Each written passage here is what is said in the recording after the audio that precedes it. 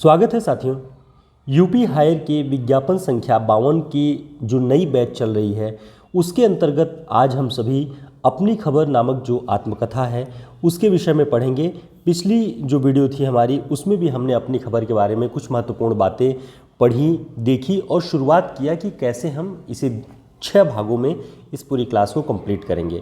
तो ये पूरी बैच चल रही है जिसमें हम महत्वपूर्ण रचनाओं का अध्ययन करेंगे, कहानियों, निबंधों, उपन्यासों सभी का क्रम से पूरा पाठ्यक्रम। ये बैच शुरू हो चुकी है 6 अगस्त से शाम में 7:30 बजे। आप लोग इस नंबर पर संपर्क करके ज्वाइन कर सकते हैं। बहुत शानदार तरीके से हम पढ़ेंगे। तो देखिए, हमने कल जो कुछ पढ़ा उसमें ये सारे पॉइंट्स हैं जो इस पुस्तक में हैं और इन्हीं के अंतर्गत ये पुस्तक उन्होंने अपनी आत्मकथा लिखी है। तो हमने ये दिखाया कि उनकी बेबाक जो पद्धति थी आत्मकथा लेखन की, वो उनके इन कथनों के माध्यम से हम उसे जाहिर कर रहे थे। आज हम देखेंगे कि वे अपनी आत्मकथा में और किस तरह से, किन प्रवृत्तियों के माध्यम से वो अपनी पूरी आत्मकथा को विस्तार दे रहे थे। वे लिखते हैं कि मेरे खतरनाक प्राय जीवन में ऐसे कोलाहलकारी संस्मरणों की भरमार है, कोलाहलकारी संस्मरणों की भरमार है जिन्हें यदि रिकॉर्ड पर उतार दिया जाए तो संबंधित महानुभाव फरिश्ते नहीं आदमी नजर आने लगे। उनका ये कहना था कि यदि यथार्थ सत्य जो कुछ है किसी भी रचनाकार के विषय में, वो उसकी जो एक उनके प्रशंसकों से, उनके जो पिछलग्गू जो चलने वाले जो साहित्यकार हैं, उन सभी की नज़र में जो उनकी यश और एक प्रतिष्ठा बनी हुई है वो ध्वस्त हो जाएगी भरभरा कर। इसीलिए वे कहते हैं कि मैं ऐसा कुछ नहीं लिखना चाहता अपनी आत्मकथा में जिससे किसी के बने बनाए जो एक आदमकद प्रतिमाएं हैं वो ढह जाए। तो वही कह रहे हैं कि मेरे जीवन में ऐसे कोलाहलकारी संस्मरणों की भरमार है, अगर मैं उसे रिकॉर्ड पर उतार दूं तो संबंधित महानुभाव फरिश्ते नहीं आदमी की तरह हो जाएंगे। तो निराला के संबंध में उन्होंने ऐसी बातें बताई कि निराला की जो एक फरिश्ते जैसी एक बड़ी छवि गढ़ दी गई है। तो बहुत सारी घटनाएं कि निराला पे एक प्रकाशक ने प्रहार किया, लकड़ी के डंडे से उसने मारा निराला को, निराला रुआंसे हो गए। उसके बाद एक घटना और बताया कि निराला ने भी उस प्रकाशक को मारा। निराला के संबंध में एक दो और प्रसंग उन्होंने बताए। तो निराला की जो एक उत्तेजक ओजस्वी छवि बनाई जाती है, वो कह रहे हैं कि कहीं ना कहीं उनके जो प्रशंसक हैं निराला के, वो नाराज हो जाएंगे जब ये बातें सत्य के रूप में आएंगी। इसलिए वो कहते हैं कि ऐसी बातें लिखने से मैं बचना चाह रहा हूँ। तो आप अगर ध्यान से इसे सुनेंगे तो आपको अपनी खबर का जो शुरुआती हिस्सा है, जो प्रवेश वाला हिस्सा है उग्र जी ने लिखा, वो बहुत स्पष्ट हो जाएगा। आगे भी लिखते हैं कि अपनी याददाश्त पब्लिक की जानकारी के लिए लिखने में आत्म प्रशंसा और अहंकार प्रदर्शन का खतरा रहता है। ऐसे संस्मरणों में किसी एक मंद घटना के कारण अनेक गुण संपन्न पुरुष अनावश्यक उन पर आंच भी आ जाती है। तो वो ये बताना चाहते हैं कि अगर हम अपनी याददाश्त, अपने संस्मरणों का प्रयोग अहंकार प्रदर्शन के लिए, आत्म प्रशंसा के लिए करने लगे तो बहुत सारे जो गुण संपन्न पुरुष हैं उन पर अनावश्यक आंच भी पड़ने लगती है। जैसे उन्होंने एक प्रसंग दिया और कहा कि आज पत्रिका के एक संपादक थे बैरिस्टर श्री प्रकाश। उन्होंने मेरी पहली कहानी बिना पढ़े ही कूड़े की टोकरी में डाल दी। इस एक ही वाक्य से आदरणीय श्री प्रकाश को गलत समझना उजलत होगी। बाद में श्री प्रकाश मेरी रचनाओं के प्रॉपर प्रशंसक रहे और आज भी मुझ पर उनका प्रसाद ही रहता है। तो कहने का मतलब, अगर किसी एक घटना के कारण अगर किसी गुण संपन्न व्यक्ति पर अगर तोहमतें लगाई जाए तो उसकी जो छवि है वो पूरी की पूरी ध्वस्त हो जाएगी।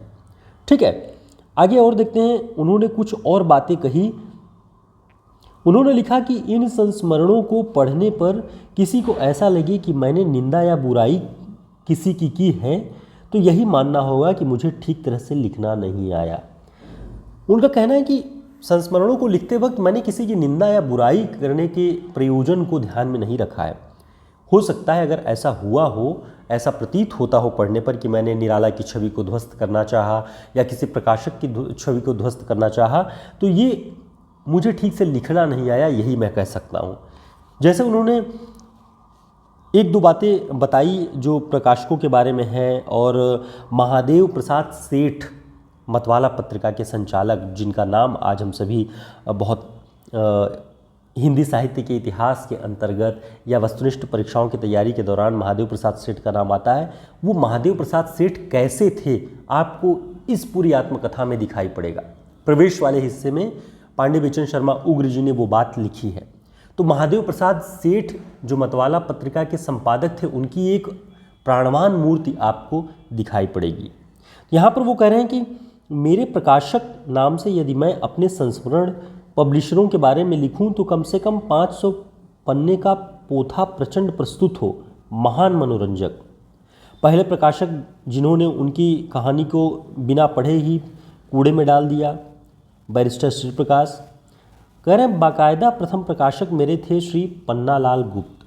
इनके विषय में कह रहे हैं कि ये मुझे रोज़ 2 रुपये देते थे और मैं उन्हें महात्मा ईसा नामक एक दृश्य लिख करके देता था, एक नाटक का दृश्य लिख करके देता था।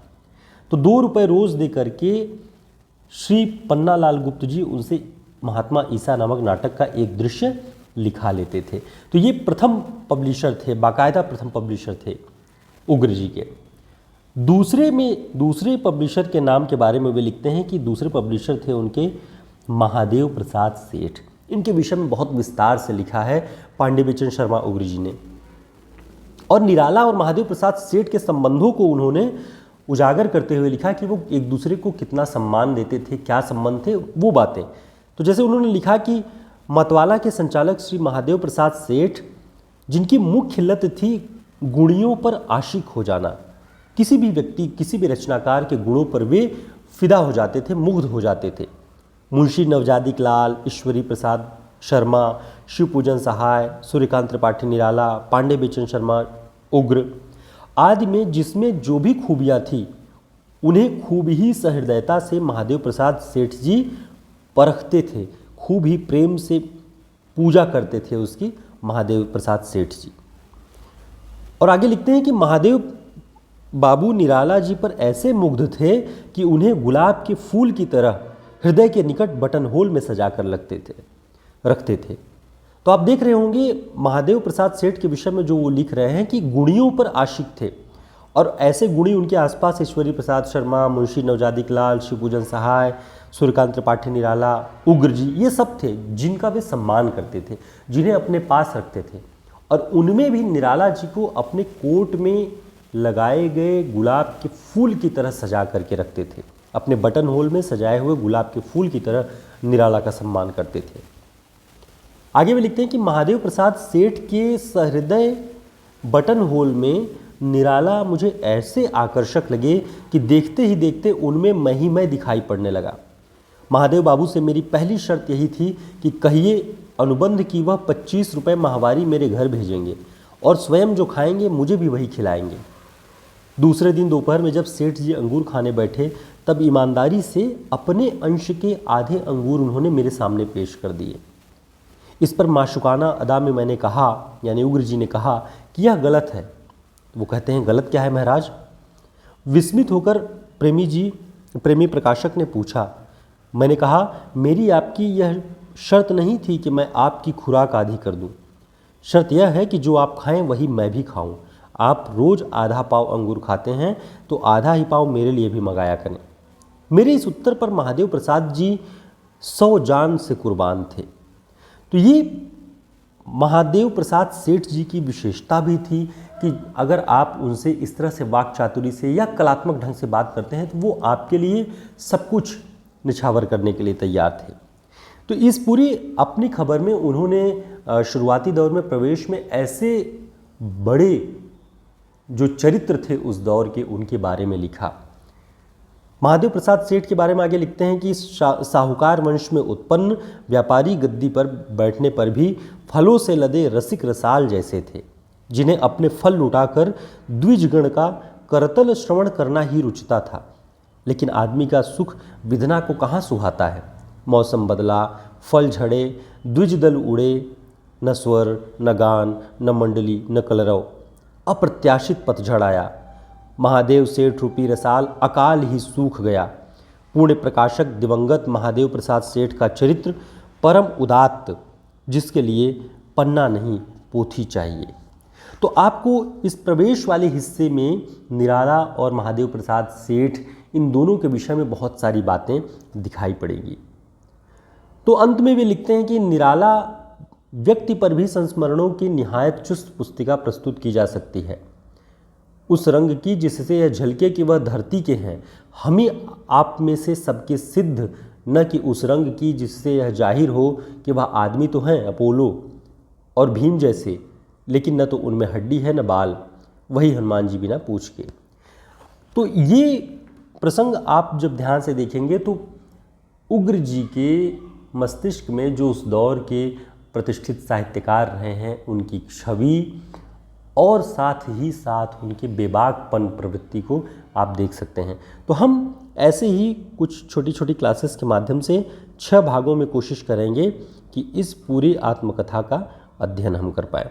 उम्मीद है कुछ बातें आपके जहन में बैठेंगी इस आत्मकथा के माध्यम से।